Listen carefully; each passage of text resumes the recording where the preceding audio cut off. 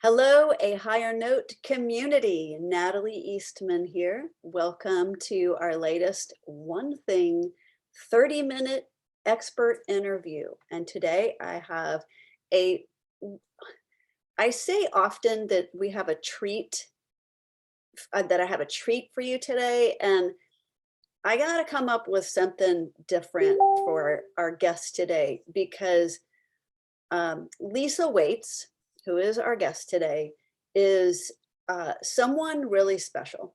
She's got so much going on, so much talent, so much depth, so much skill, so many life experiences that I truly believe that everyone, whether you're a singer or not, but of course this is really an interview series for singers, as you've probably, the things that attracted you to listen to this are all geared around that. But whether you're a singer or not, I believe that Lisa is somebody that you should get to know. Somehow you can, at the end of this, you'll know how to find her online, and you'll have a way to connect with her through a form that'll be here or here or here. And I highly encourage you to follow her on her socials and just keep up with what she's doing. And I would say, particularly if you're in the sacred music space, but not even limited to that. If you are interested in theology, if you're interested in family, disability, yes, worship leading, ecumenical living among the body of Christ, so many different things. So as I bring Lisa on, let me tell you just a little bit about her, as I've been getting to know her, and I want you to know just a few little key facts about her. First of all, she has a company, and it's called Servant Song Music and Ministry, and that to me so describes what I've seen of her so far.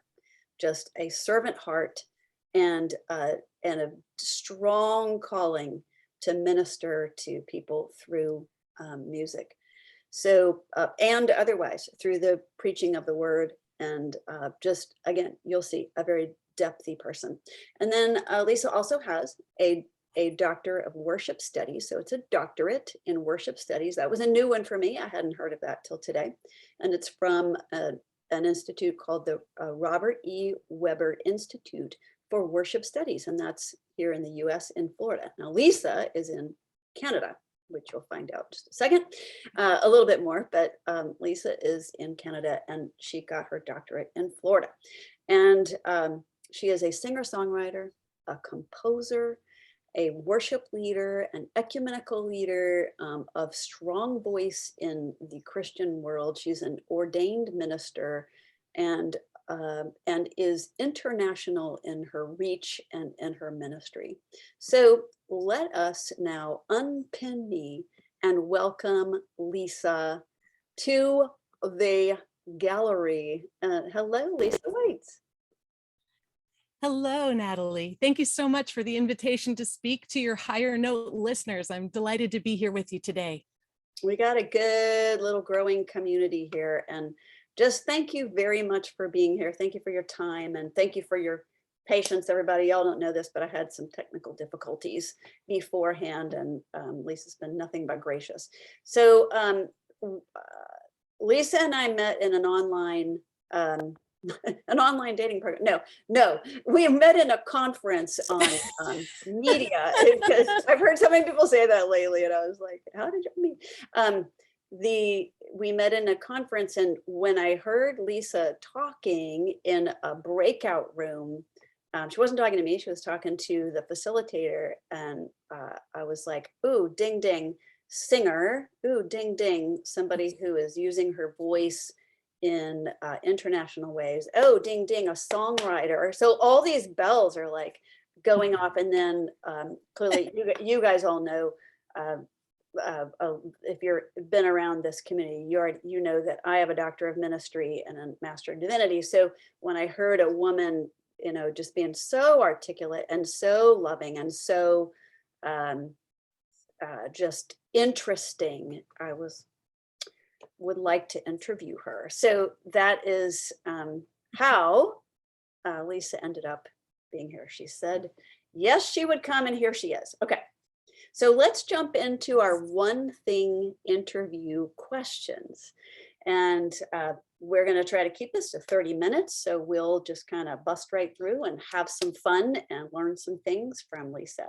So Lisa, is there one thing, whether that is a statement or an idea, some type of message, a call, a drive, something that pulled you forward or pushed you from behind, or a particular encouragement you received, something that compelled you toward performing and singing? Yeah, I would describe it as a call and compelling. I felt compelled to sing from a really early age. I apparently told my nursery school teacher when I was 3 that when I grew up, I was going to be either a singer or a veterinarian, or maybe both. So singing has been a lifelong passion of mine. And yes, I love animals, but I have no interest in being a vet. I've moved on from that initial life goal. But I've been singing as long as I've been breathing, really. My family would say even as an infant and a toddler, I would just never shut up. I was always humming, singing, babbling, constantly making music. So singing is a lifelong passion of mine. But I remember particularly this one day, this event that happened when I was maybe 4 or 5 years old. My mom had taken me to a United Church in Sydenham, Ontario, this big old United Church, not quite cathedral size, but as a small child, it was enormous to me. And I heard the adult choir singing. They performed an anthem. I don't know why it was before I went to Sunday school, but I got the chance to hear this anthem, and it was electric for me. I still get chills right now just talking about it, like hearing people making music together, listening to the 4-part harmony of the choir, watching their faces and seeing the joy and expression as they were making music together. Something about the power of that just drew me in, and I knew that was it. Like there was stained glass windows and the sunshine was shining through and like illuminating the choir, and they were all wearing these robes, and I just thought it was the holiest, most sacred, most powerful thing I had ever heard. And I of course didn't have the language to describe it that way at that time, but wow, I was hooked. And the junior choir, children's choir director of that congregation invited me to join the kids choir. And so there I learned to sing Sunday school songs, and we did little Christmas and Easter pageants and little mini musicals, and we did VBS, which some of your listeners may already know, Vacation Bible School in the summer. And there were action songs, and it just opened up this whole musical world. And like, I don't know what training the director had. Certainly she just gave us the very basics, stand up straight, open your mouths, don't look at your music, look at me when you sing. But those basic tips sort of stuck with me as a child, and it gave me the message that music mattered, that it was important how I showed up to do this thing. No schlumping, no staring at your shoes, give it some energy and passion. The ability to sing in a choir was just magical, and for me became a lifelong vocation. So although I've done solo ministry, my real heart, even when I was traveling internationally as a recording artist and touring, was always to collect the musicians in whatever community I was singing in, whether it was a school or, I did some stuff for the US military on bases internationally, or for churches of whatever denomination. I would always pick up the local musicians and send them the chord charts, and we would, make music together. So it's something about the community of music, especially in sacred music, but any kind of music, it bonds people in a particular way. So from being a 4 or 5-year-old to now being in my 40s, I've been making music that glorifies God for 40 odd years as a singer and a choir member. And then from the age of 10 as a composer, a singer-songwriter, a recording artist, and then later on, as I went along, a music publisher and a theologian and a college chaplain and an ordained minister and a music educator offering private and group lessons to students of all ages and abilities, and offering music to people in palliative care or in nursing homes, or being a worship arts mentor for graduate students and beginning pastors across a number of different denominations. And I can look back now and see sort of like signposts that as my vocation unfolded, there were just the right people that came along with every change in my musical training or performing or teaching or mentoring. The right opportunity or the right mentor or the right challenge came along at just the right time to help and facilitate and mentor me into these new musical directions. So it's been this beautiful musical journey so far, and God willing and the creek don't rise, I'm excited to see what the next few decades of composing and mentoring might bring. The thing is, Natalie, as musicians, we inherit this musical journey. It's a musical legacy from so many sources around us. It's not just about us, it's what our culture gives us, what our family listened to or promoted, how they valued music or not, what kind of training we were able to get either from school or from private instruction or both, what we listen to ourselves, what we learn and are exposed to at concerts and school and church. Sometimes when I'm introduced as being this person with musical talent, I just want to put up my hand and say, yeah, but wait, like nobody springs forth from the womb fully formed as musicians, right? It is an art and a craft. It's a gift of inspiration, but it's also a discipline. And so it's been important to me, and the thing I try to pass along to the students and people that I'm mentoring is that we learn from the generations that have come before us. Even as a music historian, looking at where jazz and folk and roots music and rock and roll and pop and all those different influences sort of weave into that beautiful tapestry of music. We inherited that, and we spend our lives making adaptations and changes. We give our little gift, we make our contribution to this beautiful tapestry of music. And then we pass it along, with another little row quilted onto the end for the next generation to inherit. And so I really find that personally meaningful, that and maybe it's part of my Indigenous heritage, like that idea that we inherit something and we are responsible to steward it and then to hand it on. We make our contribution and then we hand it on to those who come after us. Yeah. We stand on the shoulders of giants, right? And our music making borrows from that rich musical culture of those who have sung to us and played over us and written music before us. I get to inherit Beethoven and Bach, That's true. Like it's just amazing. I used that phrase this morning when I was doing my training that I was telling you about. Yes. So we stand on the shoulders of giants, yes, but yeah, and we get that, and then we, in a sense, I feel like I'm a small giant, but then other people are going to stand on my shoulders, and that's how it works. Yes. That's really good. Okay, so backing way up, I think your choir director would be really proud of you because you are not schlumpy. Thank you. No schlumping. I don't even know. I I've still never have a heard that spine. word. I like that word. You schlump. I'm gonna use that to my kids now. Like, hey, stop your schlumping over there. Yes, But yeah, absolutely. and also I can completely relate to that electric feeling of creating something together. There are several aspects of singing communally to me that are just, they're intoxicating. One is the synergy of the notes and the pitches, right? And the tonality that you're, and having the sound around you. It's a whole lot like when you go to a place. When we were at Yale, we go to this one of these places that had a little dome. It was outdoors in this little dome, and you go stand in the perfect acoustic situation, and you're just you could stay there for hours, just like playing Yes. this little place. Yeah.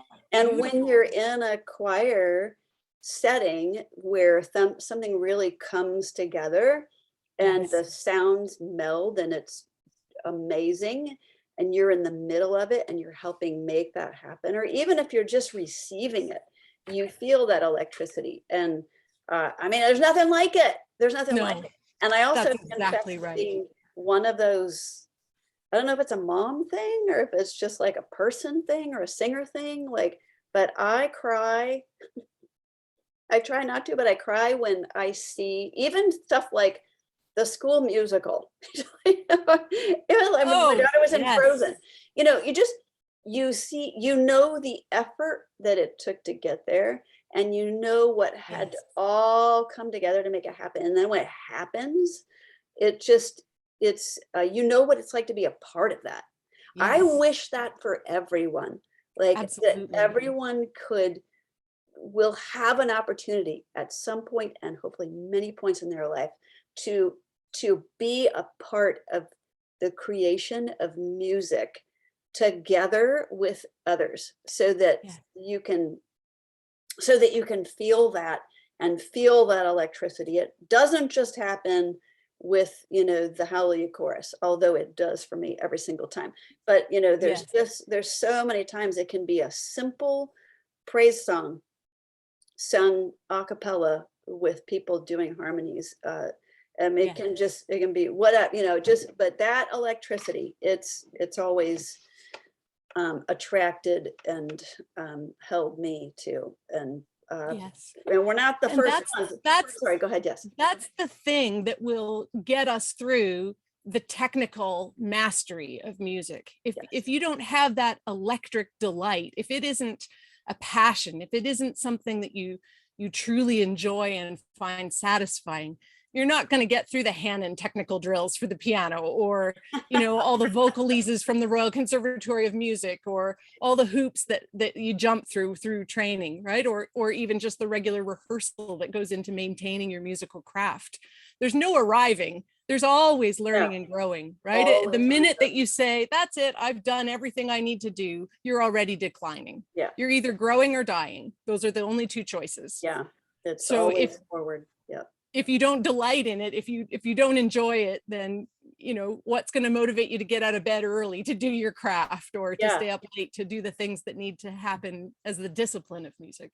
Yes. I have a thing that I developed last year or the year before, like just that I would have students coming to me saying, like, just, oh, I didn't get my practice in today or this week or whatever. And I'd be like, I was like, you know what, this person, it has been lots of people, different ages, doesn't matter. I'd have to take them back to what is it, what is your vision for your voice? And so I developed a whole training on that. Like it'll never be a burden, and it'll never be something that you have to make happen. You have to still have to make it happen because our lives are busy, but it'll always be something you're like, I get to do this. Yes. And that's just a really different place from like, I have to do this. I have to put this in because I have to show up, and I have to, be able to check off my practice. It's I get to do this, and that's just a really different place to be. And for many people, they might discover over time it's not singing for them. Have you ever seen an amazing guitarist like going to town? I'm sure you have. I mean, like just like doing a crazy lead, like we all have something. Like we all have something. And so, but a lot of people in this channel are going to be, they're going to be singing is it for them. Okay, I want to move on. Okay, so ask your next question, because you just set it up so perfectly about music being a discipline and a delight. Okay, next question. So what is one big thing? It can be under the category of mindset, or a specific approach to training, or strategy for before, during, or after performance, or whatever you would want to share that has shaped your approach to the practice of singing. So the one thing that leapt to mind when I was looking over the interview questions is to view music making as a gift. That has been the overarching framework that has guided my music making. And as a person of faith, I'd go even one step further to call the gift of music a God-given gift that's been entrusted to my care for the duration of my earthly life. And so what I do with that gift matters. The manner in which I use or neglect that gift that God has given me has consequences for my own life, for the life of my community of faith, for the people all over the world that I serve with contemporary hymns and liturgical service music, for people who are waiting for messages of hope and healing and deliverance and grace, people who I think need to be captivated by God's beauty and goodness, and that is shared through music. And I want to share that captivation, that delight, that electricity of music making, the way I was captivated in that United Church in Sydenham, Ontario, as a young child. So viewing music as a gift from God turns every decision that I make into a really simple framework. I just ask myself, does this gig or this opportunity glorify God? Does it advance the mission of the church?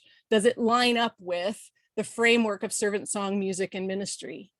Does it allow me to serve my neighbors, to encourage the sick or the lonely, to encourage the weary, to lift up the marginalized, to gladden the hearts of people who feel alone or isolated?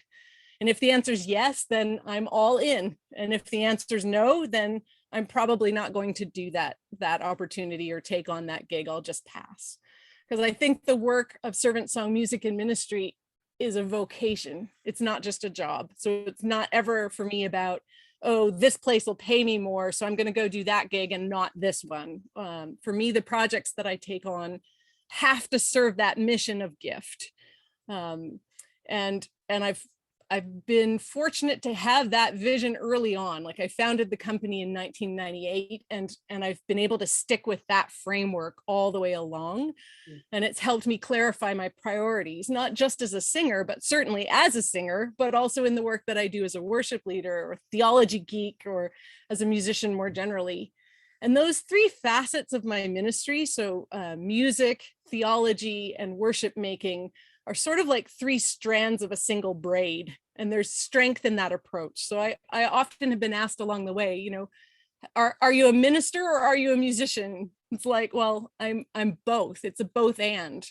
And that's what I loved about taking the doctorate at the Robert Webber Institute of Worship Studies. I finally, in my last degree, got to study, you know, theology, music, and worship, and put those three things together in a way that no other institution or degree had afforded me to.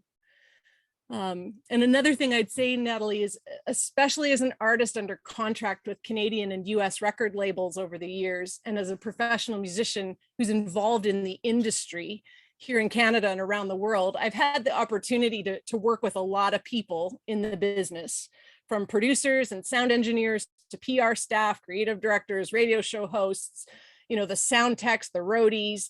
And there have been a lot of opportunities to see people at their best and at their worst, right? The good, bad, and the ugly. And some of it, I got to tell you, is truly ugly. I can tell you a story about an executive producer on my first CD who was so adamant about what I would wear for the cover art of the photo shoot. And he was very blunt. Sex sells. As an artist, you're the commodity, you are a product, you're under contract with this company, and you're going to wear what I tell you to wear. And I just said, no. I mean, it was such a Me Too situation 20 years before Me Too was really coming into the mainstream focus. And I wore what I wanted to wear. And luckily I had that framework of music as a gift and a strong sense of my own values that I didn't let him push me around. Yeah. But we parted ways largely over that issue. And I think singers get this reputation of being the prima donnas, you know, of the musical world. I don't mean situations where singers have been pressured or abused the way that label was trying to pressure me, but I have to admit I've seen a lot of ego in the music industry over the years, and it never ends well, whether there's a public fall from grace or not. Artists who are full of themselves, you know, aren't fun to work with, and the audience will always know it too. And what I tell my students is you can always tell what kind of person a headlining artist is by how they treat the stage hands. Absolutely. Or the makeup people, like the waitress at the restaurant. Your viewers, Natalie, as listeners and fans, they'll be able to pick out the singers that are performing to feed their own egos, right? There are just obvious differences between those who are in it for themselves, for ideas of fame or financial success, and those who are there to share a gift, those who are there to serve the audience, right? And it's a two-way relationship, you know, between us as music makers and the people in the audience who are music consumers, music receivers. And we need each other for that relationship to function well in a healthy and reciprocal way. So for me, seeing music as a gift from God, a gift that I am given the opportunity and responsibility to share with the audience, has been a really protective framework. And I've been able to avoid a lot of the drama and pettiness and jealousy and competition with other musicians. And to avoid a lot of artistic insecurity by looking at music making that way, right? It's my opportunity to serve. Am I the best singer out there? No, not by a long stretch, but am I going to be responsible with the gift God has given me and to grow it to the fullest extent that I am able to? Yeah. Yes. Yeah. Right. And so, you know, I don't need 100 at an RCM competition. I don't need to win all the awards. I just need to be able to share the gift, right? To the best extent I can with the most integrity I can. Yeah. And then please go ahead. So just the other burning thing that I try to keep in mind, especially when I'm performing, is that the audience has an unwritten pact with me. I offer them the gift of music, and it's mediated through my own body, my own voice, which as a fellow singer, Natalie, I know you know, is a particularly intimate gift, right? As vocalists, we don't get to hide behind instruments. And we don't get to blame an instrument. You know, the guitar string did not break. The clarinet reed was not wrong. You know, if we botch the performance, it's just us. Right? We are the instrument. So we offer this gift of music to the audience, mediated through our own physical bodies. And then they in turn offer me their physical presence in the room or on the internet together. And the audience is giving us the gift of their time and their attention. So I tell my students, and I remind myself before every single live performance I give, that even the smallest gigs are worthy of my absolute best and most wholehearted efforts. Because even a room with 50 or 100 people in it, for the length of an average concert or worship service, say 60 to 120 minutes, that becomes, on the conservative end, an estimate of 50 to 200 person hours. Right? If you think of the attention that everybody in that room is giving, and they're listening to me in that small room, that's a lot of combined time being spent by those people. And time is our most precious commodity as people. So I just tell my students, don't waste their time. Don't be boring or half-hearted or sloppy or dull. Bring your A game. Bring your best effort as a performer. Do your homework. Be prepared. You know, honor the audience. Don't be rude to the audience. Be prepared and professional. And don't insult your audience by, you know, phoning it in, right? Keep it fresh, keep it vibrant, because music is powerful and it deserves and demands, I think, our best effort. Do you know the Saint African bishop, North African bishop, Saint Augustine, or sometimes he's called Augustine? He was a theologian from many centuries ago, and he famously said that a person who sings prays twice. A person who sings prays twice. And I think he's right about that. I do too. I think I just wrote a post about that. Oh, that's awesome. Well, we're on the same wavelength. I think when we sing, whether we're adding music to our prayers, like the Book of Psalms, or when we're using music to make foundational concepts memorable for our children, like using the alphabet song to teach them their ABCs, music helps our words stick. And I couldn't tell you most of what I was ever taught in elementary school, high school, even university. You know, it just sort of in one ear, write the test, out the other ear for a lot of it. I don't know if that's just being middle-aged or what, but I could recite for you almost the entire score of South Pacific, word for word, right? Because I sang through that musical. music is a powerful force for good or for ill, and we can use it to convey emotion and to entertain and to uplift and to connect people and to unite them. We can use music to inspire, but it's also powerful, and we can also use it sort of for evil, to manipulate or to influence. Think of how we change people's buying habits in the grocery store just by what music is played, or changing children's behavior by giving or withholding music. I trained as a music therapist, and that was one of our big rewards, right? A kid's favorite piece of music or the ability to use an instrument. You could even use music as an instrument of torture. Like, think about black sites with the CIA, you know, where heavy metal music is being played at loud volumes for long periods of time. Like, music is a powerful force for good or for evil. Never heard of that.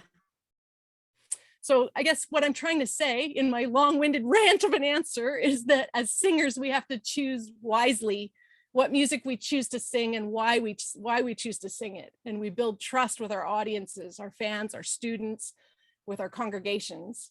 And that trust really matters. Music is important and powerful. So, you know, for the music makers who are watching this interview, I just would invite you and exhort you not to betray the trust of the audience, right? To be authentic in your music making. So good, Lisa. Thank you. So yeah, that having that framework, that reminds me of that. You'll have to help me with remembering the reference, but remember the scripture passage that talks about I think it's James being blown about by every wind and doctrine.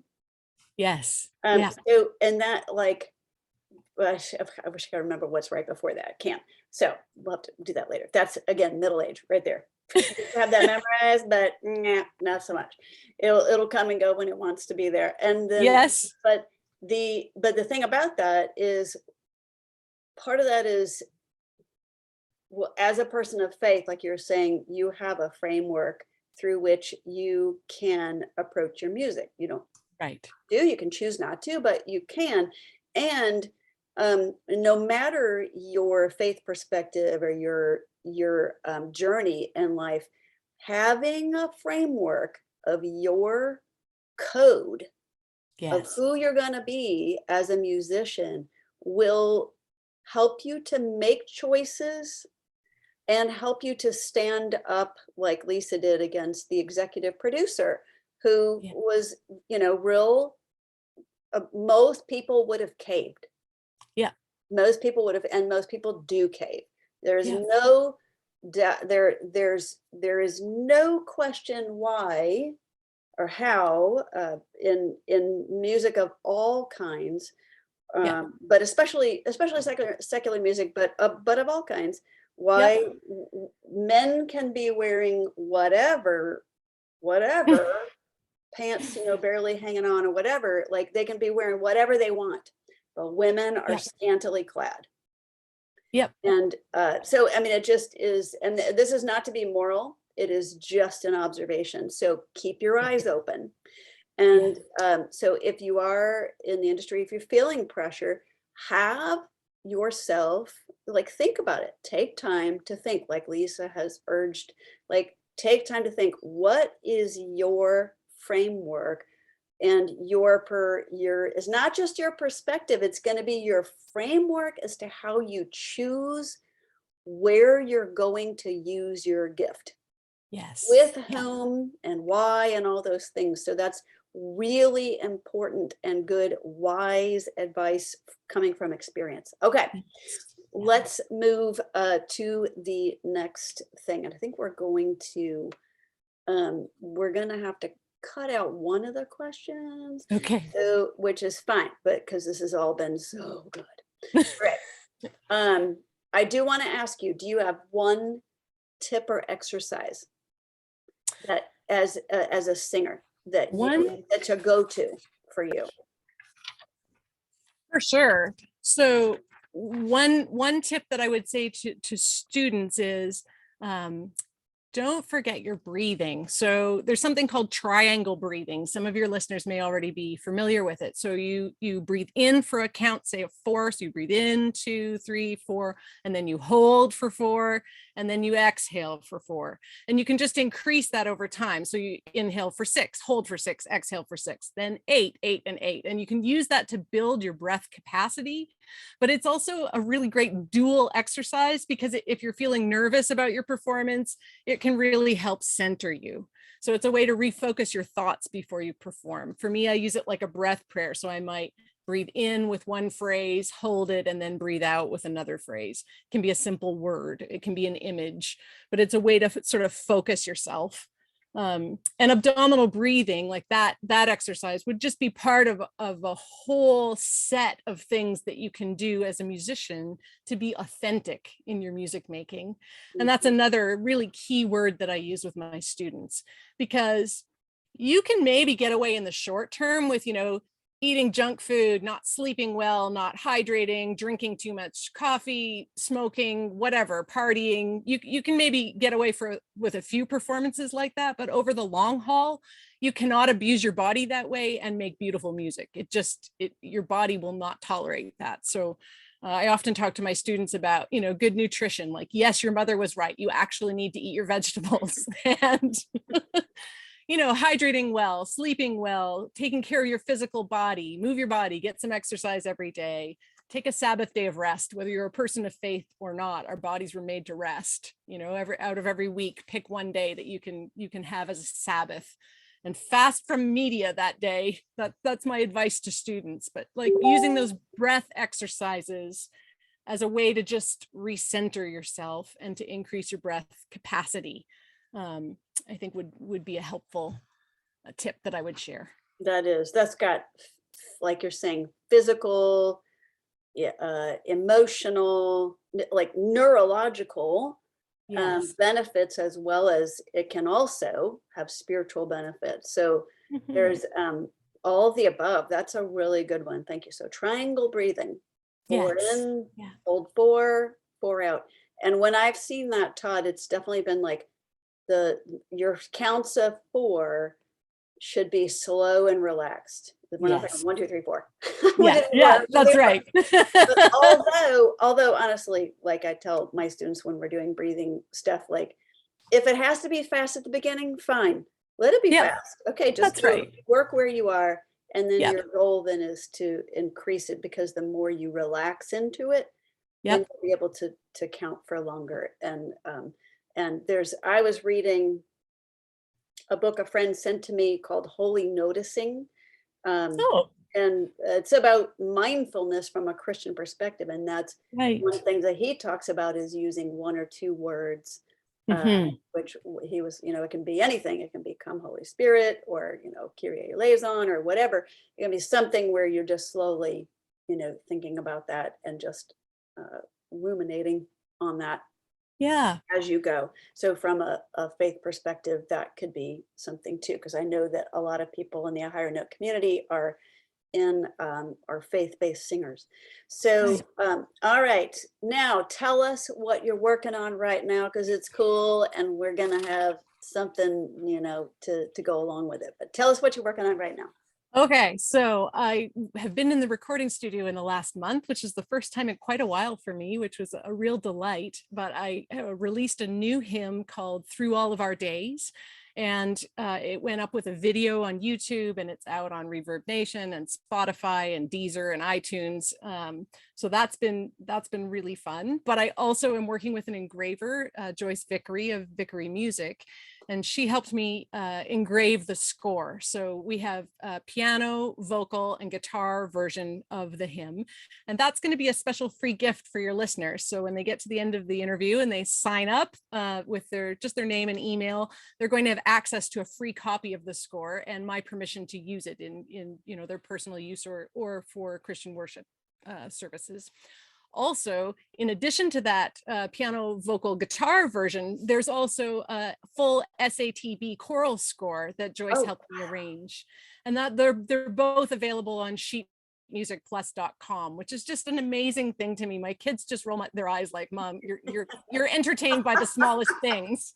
But the fact that listeners in Germany or South Africa or Yeah. South Korea, wherever they are in the world, can just go to that website, pull up the score they want, pay their $5, download and print it right then.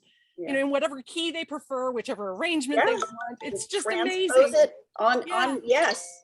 I find that amazing. So that's one new project that's coming out that I think you're going to share the links so that people can access that music. And Yes. I've had a few folks from the disability community comment on the video, which was not something that I did on purpose, but it just happened to show like people of many different ethnicities, ages, genders, and physical abilities. So I had a fan write and say, whenever I see a person in a wheelchair or with an obvious physical difference, if they're portrayed in videos at all, it's as an object of pity. It's like inspirational porn, And so she thanked me for just displaying people of disabilities doing active things, being loved and included in the community. And that was something that was sort of an unintended positive consequence of that video. So I'll be excited to see what your listeners think of just how that went together. But the theme of that contemporary hymn is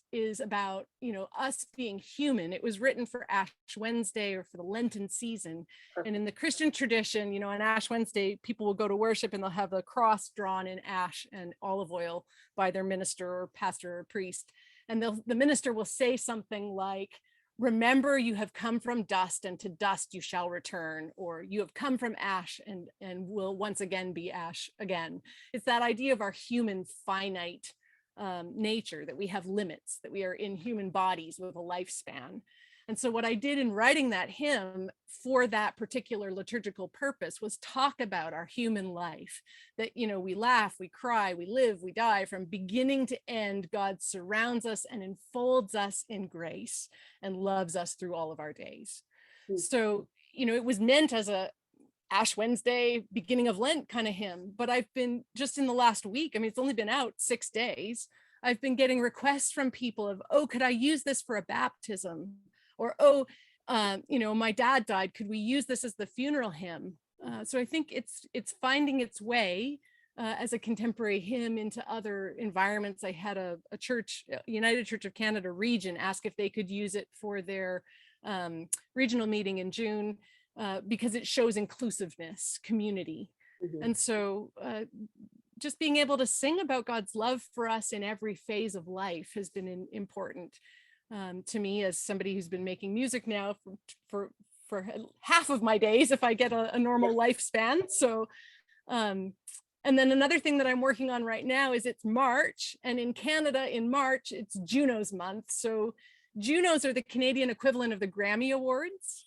And I'm a CARIS, Canadian Academy of Recording Arts and Sciences delegate, an Academy delegate, which means I get to vote on the Juno candidates. Okay. And so although the live show where the awards are actually given doesn't happen until May, the first half of March is when the judges need to listen to every submission from every artist in every category and then vote. So my ears are just full of all this incredible Canadian music, and I have until the 17th to vote in all 14 categories. So I've been surrounding myself with amazing Canadian music for the 2022 Junos, and that'll be until the 17th. Man, that's a lot. Yeah. And well, I could talk about the liturgies I'm writing for a forthcoming anthology, but like it just never stops. I'm always composing, singing, and speaking or writing in some way. So I'm excited to be able to do that work online. My health is not what it once was, and so being able to contribute online has been really important to me. That is very, very cool. Lisa, so exciting. I can't wait for the A Higher Note community to hear this and meet you virtually, and just be able to hear your heart and life experience, and so much that's been beneficial for singers and of all kinds. So faith-based, not faith-based, everything. There's been something for everyone, every singer. So thank you very much for your time and for your energy. Oh, for this. You brought your A game, girl. You brought it. Thank you. So, Yeah. So remember, music is a discipline and a delight, right? We need both the technical preparation and the passion. that's right. They're like two wings of a single bird. You need both of them. And so it I has like been that. both a discipline to be prepared for the interview and a delight to speak with you today, Natalie, and to Yay. share some of what I've learned along the way with your listeners. I So thank you appreciate very it. much for having me. I appreciate the opportunity. You betcha. And so, viewers, thank you for being here, and thank you for this sharing this time with Lisa Waits and me. And I'm not sure if it's going to end up here or here or here, but go fill out that form, because as Lisa shared, she's graciously giving access to our community.